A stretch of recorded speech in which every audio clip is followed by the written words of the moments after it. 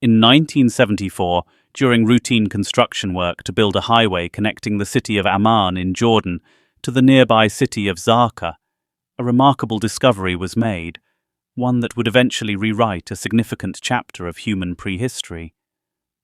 Buried beneath layers of earth and hidden away for nearly 9,000 years lay some mysterious statues. They looked unlike anything ever seen before.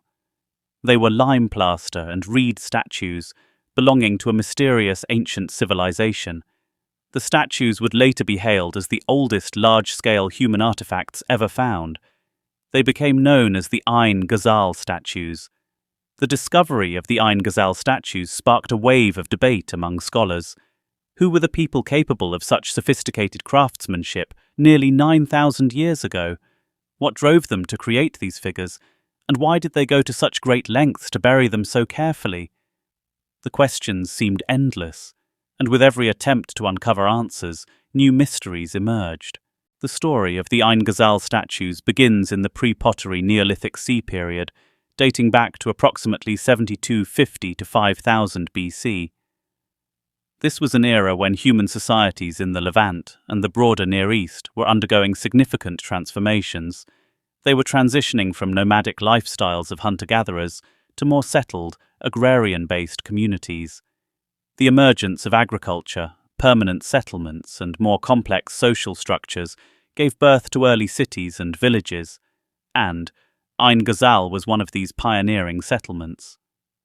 This settlement was not just one of the largest of its time, but also highly organized, with distinct zones for habitation, storage, and public activities. It was within this setting that the Ain Ghazal statues were probably created. These were people who lived at the crossroads of significant cultural and technological shifts.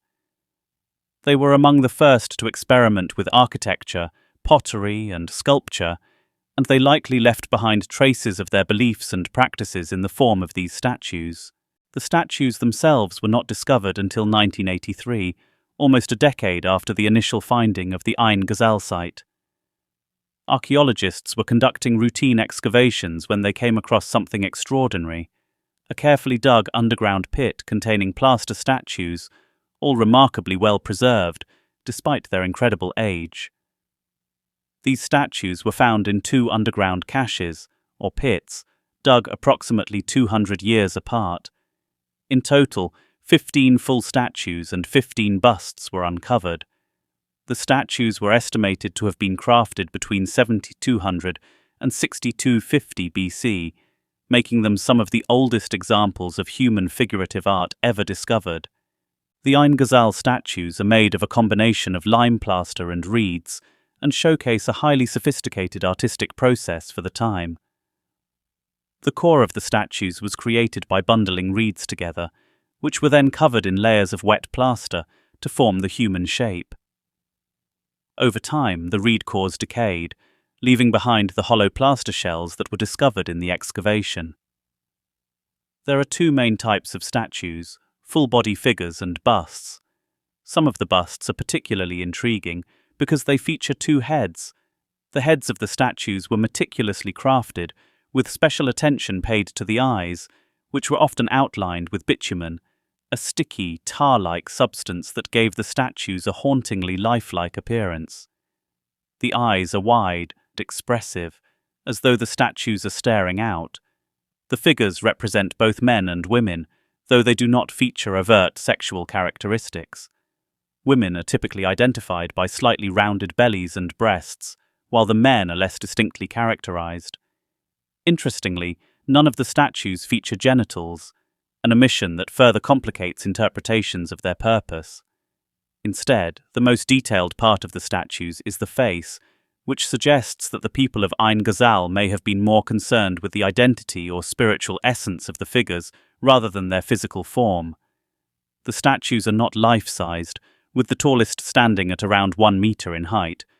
They are relatively flat, measuring only about 10 centimeters or 4 inches in thickness, yet they were designed to stand upright, possibly anchored to the floor in enclosed spaces. This design hints that their intended purpose was perhaps for indoor display during specific rituals or ceremonies, though their relatively fragile construction suggests they were not meant to be handled or exposed for extended periods. Indeed, the fact that the statues were buried in nearly pristine condition supports the idea that they were created with the specific intent of being interred. One of the most fascinating aspects of the Ain Ghazal statues is their uncertain purpose. While some archaeologists believe that they were made for ritualistic or ceremonial purposes, others speculate that they may have been representations of ancestors or deities. The statue's highly stylized features, particularly the emphasis on the eyes and faces, suggest that they were designed for a strong connection to the spiritual or the supernatural. The fact that the statues were buried immediately after their creation also suggests a symbolic or sacred significance. Perhaps they were offerings to the gods or representations of revered individuals within the community, buried to protect the settlement or to honor the dead. The presence of two-headed statues is also another source of mystery to these interpretations. Could these figures represent dual aspects of life and death, the physical and the spiritual, or even a connection between the living and the ancestors? Moreover, the statue's creation required a considerable amount of labor and resources, which indicates that the people of Ain Ghazal placed great importance on the act of sculpture itself. After their discovery, the Ain Ghazal statues underwent extensive conservation efforts. The fragile nature of plaster, especially after millennia of burial, required careful handling. The first set of statues was sent to the Royal Archaeological Institute in Great Britain, while the second group was sent to the Smithsonian Institution in New York for restoration. After their conservation, the statues were returned to Jordan, where they are now housed in the Jordan Museum in Amman, as well as the Jordan Archaeological Museum at the Amman Citadel. Some of the statues have also been loaned to prestigious international museums. One of the two-headed statues can be seen at the Louvre Abu Dhabi, and fragments of others are on display at the British Museum in London and the Louvre Museum in Paris. The Ain Ghazal statues remain one of the most enigmatic and awe-inspiring discoveries in the world of archaeology. But for every answer they provide, they raise even more questions. Why were they created? What deeper significance did they hold? And why were they so carefully buried? Although much remains shrouded in mystery, the discovery of these statues has already expanded our understanding of early human societies.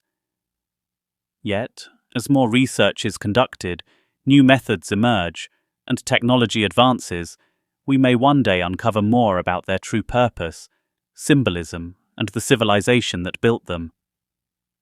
With each new study, these statues may slowly begin to share their secrets, bringing us closer to understanding the creative and spiritual depths of our distant ancestors.